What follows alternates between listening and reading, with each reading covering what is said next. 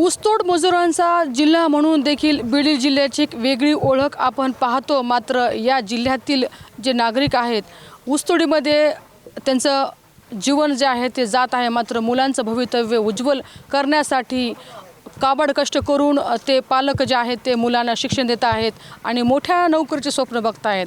असेच मोठ्या नोकरीचे स्वप्न उराशी बाळगत बीड जिल्ह्याच्या परळी तालुक्यातील मांडखेल या गावचा दीपक वावळे नावाचा मुलगा बीड या ठिकाणी सुरू असलेल्या पोलीस भरतीच्या ठिकाणी जातो।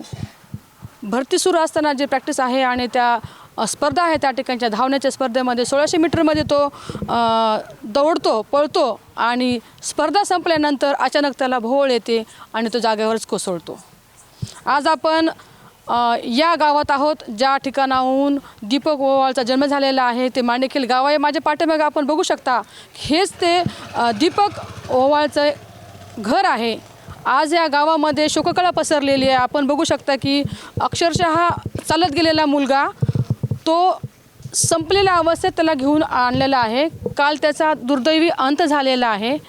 खूप मोठे स्वप्न उराशी बाळगून ह्या घरातल्या लोकांनी कष्ट करून त्या मुलाला शिकवलं आणि त्या मुलाने देखील त्यांची आईवडिलांची स्वप्न साकार करण्यासाठी अहोरात्र मेहनत घेतली। पोलीस भरतीसाठी प्रॅक्टिस केली, अभ्यास केला। वडील त्याचे शेतमजूर आहेत, त्यासोबतच ते ऊसतोडीसाठी राज्यासह इतर राज्यात देखील जाऊन ऊसतोडीचे काम करतात आणि मोलमजुरी करून आपल्या मुलांचं संगोपन करतात। अतिशय दुर्दैवी अशी ही घटना काल बीड जिल्ह्यात घडलेली आहे आणि या घटनेसंबंधी जिल्हा जो आहे तो हळहळ व्यक्त होताना आपल्याला पाहायला मिळालेला आहे। मात्र ही जी घटना घडली त्यानंतर जे समोर चित्र येते ते फार विदारक असं चित्र आहे। आत्ता या सगळ्या परिस्थितीवर बोलण्यासाठी या गावातील नागरिक आपल्यासोबत आहेत। आपण त्यांच्याकडनंच ही माहिती घेणार आहोत की नेमकं खरं परिस्थिती काय झाली होती आणि नेमके त्यांच्या मागण्या काय असणार आहेत। चला तर आपण ह्या लोकांशी आपण बोलून त्या पूर्ण करणार आहोत। काय सांगता तुम्ही, या गावातले नागरिक आहात। काल अतिशय दुर्दैवी असा दीपकचा मृत्यू झालेला आहे। तो काल पोलीस भरतीच्या प्रॅक्टिसमध्ये होता, मात्र कालच काही वेळानंतर त्याचा अंत झालेला आहे। एक निर्व्यसनी मुलगा दीपक वावळे माझ्या मुलाचा मित्र होता। माझ्या मुलासारखाच तो खूप संयमी शांत स्वभावाचा। आपल्या आईवडिलांचं स्वप्न छातीशी बाळगून धावणारा आणि धावता धावता त्याचा प्राण गेलेला आहे। बीड या ठिकाणी तो भरतीसाठी गेला। आईवडील ऊसतोड कामगार आहेत, भाऊ रिक्षा चालवतो।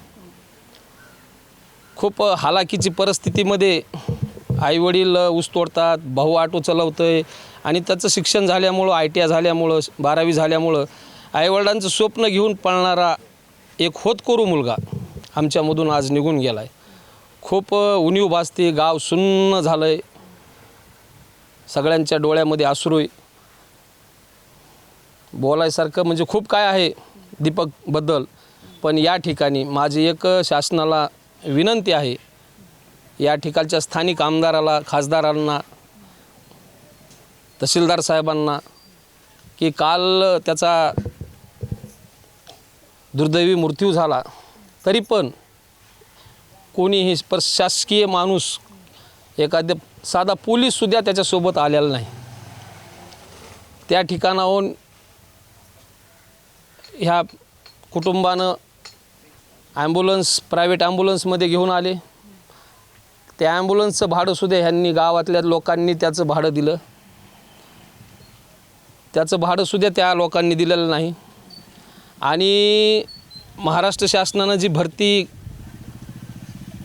होऊ घातलेली आहे तिचा टायमिंग काय आहे, मुलांना पळवता कधी? म्हणजे आमचे मुलं फक्त तुम्ही मारण्यासाठी पळवत आहे का?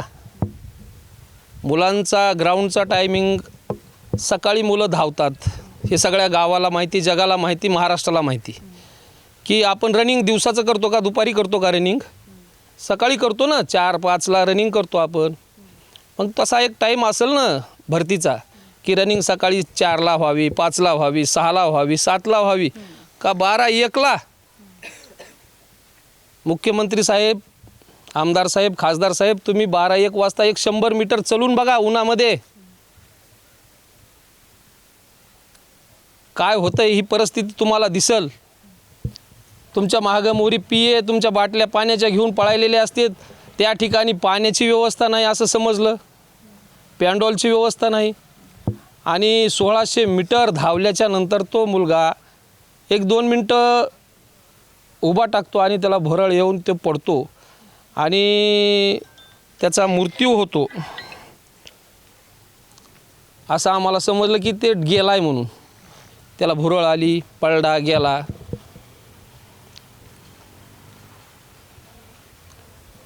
खूप म्हणजे वाईट वाटतंय की तो गेला कसा. खूप छान उराशी स्वप्न घेऊन पळणारा होता, धावत धावत गेला. त्याचं स्वप्न हे स्वप्न राहिलं. आईवडिलांचं स्वप्न पूर्ण करण्यासाठी पळत होता, पळत पळत गेला.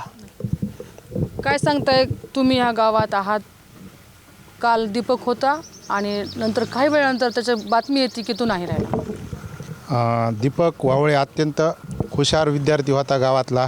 दररोज सकाळी पहाटे 5 वाजता तो रनिंग करण्यासाठी जायचा आणि त्याचं एक स्वप्न होतं की शासकीय नोकरीमध्ये जायचं, पोलीस व्हायचं. पण काल तो ज्यावेळेस एक दिवस अगोदरच गेला होता त्या ठिकाणी. गेल्यानंतर कुटुंबाशी संपर्क साधला, मी पोहोचलो आहे. दुसऱ्या दिवशी सकाळी पोलीस त्या ठिकाणी त्यांना 5 वाजता ग्राउंडला बोलवलं आणि दुपारी 2 वाजता त्यांचं जे 1600 मीटर ग्राउंड झाल्यानंतर त्याला त्या ठिकाणी भोवळ आल्यानंतर त्या ठिकाणी तो पडला आणि त्या ठिकाणी त्याचं दुर्दैवी निधन झालं त्या ठिकाणी.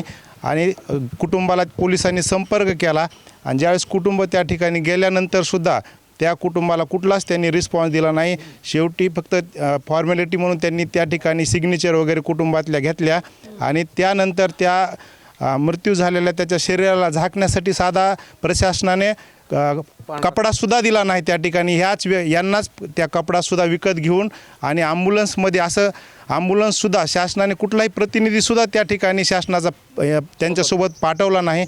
ॲम्ब्युलन्स ज्यावेळेस गावामध्ये आली रात्री 11 वाजता 10:30-11 वाजता या ठिकाणी कुठलाही प्रशासनातला इथला कुठलाही परळीतला नव्हता किंवा बीडमधला कुठलाही अधिकारीसुद्धा नव्हता.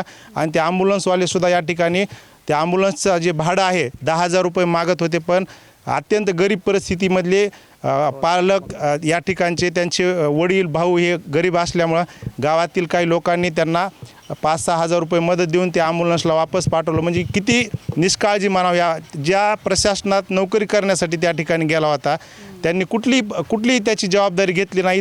कुठलाही प्रशासनातला माणूस या ठिकाणी पाठवला नाही. रात्री त्याच्या अंत्यविधी 11:30-12 वाजता या ठिकाणी झाला आणि त्याच्या कुटुंबावर अत्यंत किंवा गावावरच म्हणायला काही हरकत नाही, एक चांगला होतकरू या गावातला तरुण आज आमच्यामध्ये नाही. प्रचंड आम्हाला दुःख आहे या बाबतीत. काय सांगशील, तुझा भाऊ होता, तो मोठा होता, आधार होता कुटुंबाचा. आज अचानक त्याची अशी जाण्याची तुम्हाला बातमी मिळालेली आहे आणि ती खूप डोंगर तुमच्यावर दुःखाचा पडला. आमच्यावर खूप डोंगर पडला दुःखाचा. बातमी आम्हाला कळलं की आम्ही इथून लगेच गेलो. तिथं पोहोचल्यावर आम्हाला पोलिसांनी फोन केला, आलात का म्हणून. आलात म्हणलं की मग ते म्हणले या शिवाजी पोलीस स्टेशनला या म्हणले. मग गेलो की आम्ही डायरेक्ट आम्हाला म्हणले चला, लगेच आम्हाला डेड बॉडीकडे नेलं. दवाखान्यात बी नाही नेलं. PM रूममध्ये लगेच आम्हाला दाखवलं. काय म्हणून सांगितलं होतं, जिवंत म्हणून सांगितलं होतं का मेलाच म्हणून सांगितलं होतं? आधी सांगितलं चक्कर आली म्हणून. कोणाच्याला काहीच नाही सांगितले. पुन्हा म्हणजे तुम्हाला कळालं आहे का? मग ते आम्हाला हो म्हणलं कळालं आहे. मग लगेच आम्हाला तिकडं PM रूममध्ये नेलं आणि आम्हाला लगेच आमच्याकडून सह्या घेतल्या आणि लगेच आम्हाला दाखविलं आणि आम्हाला म्हणले चला पोलीस स्टेशनला डबल. मग तिकडं गेलं की अजून तिकडं अजून दुसऱ्या सह्या घेतल्या, अंगठाही घेतला. पुण्याच्याला PM करून पुण्याच्याला आम्हाला लगेच इकडं ॲम्ब्युलन्समध्ये म्हणले तुम्ही ॲम्ब्युलन्स करा आणि जा म्हणले. दुसरं कोणी आमच्या संघ आलं नाही, काहीच नाही. आपल्यासोबत वडील पण आहेत. अतिशय दुःखद अशी घटना आहे. तुम्हाला विचारणं योग्य नाही, मात्र विचारणं तितकंच आवश्यक देखील आहे. मुलगा तुमचा मोठा, तुमचा आधार गेला आहे, खूप उराचे स्वप्न बाळगून गेला. नाही गेलाच की, मोठाच होता तो गेला. पण त्याची जित पक्की झाली नाही. सरकारनं त्याच्यावर सरकारी माणसानं त्याच्यावर दक्षता घेतली नाही. दक्षता नाही घेतल्याबद्दल माझा मुलगा भरला पावला असं झाली गोष्ट. पुन्हा म्हणतात की दवाखान्यात ॲडमिट. हां, तिथं गेलो तर PMच्या ह्याच्यामध्ये टाकलेलं होतं त्याला. दवाखान्यात नव्हतंच ते. हां, मग ते दवाखान्यात तिथंच राहू द्यायचं ना आम्ही जाईपर्यंत. मग PMचे तिथं कशाला आणलं ते? आमचं म्हणणं हे. पुन्हा काय ते ना आमच्या मसाया पिया घेतल्या. पुन्हा आम्ही गाडी पिढी करून आलो. पुन्हा काय ते पोरलाच बोलले असते ते बोलले असते, मला काही बोलले नाहीत. हां, सोबत तिकडे कुणीच माणसं आली नाहीत. हां तुम्हाला कुणीच काय बोले नाही का? आधार वगैरे दिला, शब्दाचा आधार काहीच दिला नाही? हां, काही दिलं नाही. बसा म्हणले इथं नुसतं, शांत बसा म्हणते. शांत बसा म्हणले. तुम्ही विचारणा केली नाही का कसं काय पडलं, काय झालं असं? नाही ते ना आधी फोनवर म्हणले होते चक्कर येऊन पाडा म्हणून. आणि पुन्हा चक्कर येऊन पाडा म्हणले दवाखान्यात आहे म्हणली. तर दवाखान्यात तिथं दवाखान्यात नव्हतं, ते PMच्या ह्याच्यातच होता. काय वाटते मग त्याचा मृत्यू झालाय, ह्याला जिम्मेदार कोण असणार आहे? ह्याला जिम्मेदार शासनच आहे ना. त्याच्या ह्याच्यात झालं ना ते. असं आजूबाजूला कुठे झालं असतं तरी हे नव्हतं, पण ते शासनचं आहे ना, त्याचं जबाबदार शासनच आहे ना, असं माझं म्हणणं एक आहे. हां, शासनाची भरती होती ना ती.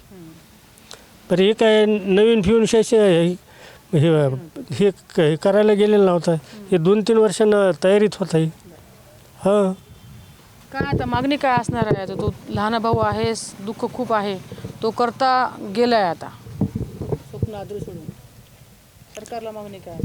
सरकारला मागणी काय नाही, आमची आर्थिक मदत करावी. सरकारने लक्ष द्यावं. अजून इकडं आम्हाला कोणी भेटायला बी आलेलं नाही. प्रशासनिक पोलीस सध्या कोणी झालं नाही, आमदार खासदार कोणीच आलेले नाहीत आम्हाला भेटायला. कोणी झालं नाही आमच्या संग. नोकरी छोटी मोठी का होईना नोकरी मला लावावी, प्रशासनाची विनंती आहे. तर आपण पाहू शकतो की कशा पद्धतीने लहान गावातून खूप मोठे स्वप्न घेऊन मुलं शिकून आणि बाहेर खूप मोठी मोठी स्वप्न बघून निघतात. मात्र प्रत्येकाची स्वप्न पूर्ण होतील असं आपल्याला पाहायला मिळत नाही.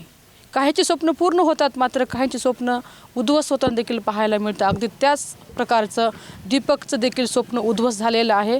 उराशी स्वप्न बाळगून गेलेला दीपक धावता धावता तिथे शांत झाला आणि त्याचा असा दुर्दैवी असा अंत झालेला आपण पाहतोय. मात्र याच्यानंतर काय, हा मोठा मोठा प्रश्न आहे आणि सरकारने या सर्व प्रकाराकडे गांभीर्याने घेणं फार आवश्यक आहे. या सर्व परिस्थितीवर आता जिल्हा प्रशासन, पोलीस प्रशासन आणि त्यासोबतच या ठिकाणचे स्थानिक नेते, आमदार असतील, खासदार असतील आणि त्यासोबत जे कोणी यांना सहकार्य करू शकतात ते सर्वांनीच या कुटुंबाला सावरून घेण्यासाठी तात्काळ बाहेर येणं आवश्यक आहे. या कुटुंबाचं सांत्वन करणं आवश्यक आहे आणि घराचा एक मोठा आधार गेलेला आहे. आता त्या घराला सावरण्यासाठी कुणाला तरी आता एखादा शासकीय नोकरीमध्ये घेण्यासाठीची मागणी आता आपण पाहिलेली आहे आणि परत अशा भरतींमध्ये देखील कुणा मुलांचा दुर्दैवी असा अंत होऊ नये अशी देखील खबरदारी घेण्यात यावी अशी देखील मागणी होताना आपण आता पाहिलेली आहे. या सर्व प्रकरणाकडे प्रशासन कसं बघणार आहे आणि दीपकच्या परिवारासह असा कोणताही परिवारासोबत प्रकार घडू नये म्हणून काय खबरदारी घेणार, आता हेही पाहणं तितकंच महत्त्वाचं असणार आहे. टाइम्स नाव मराठीसाठी सुकेशनी नाईकवाडे, बीड.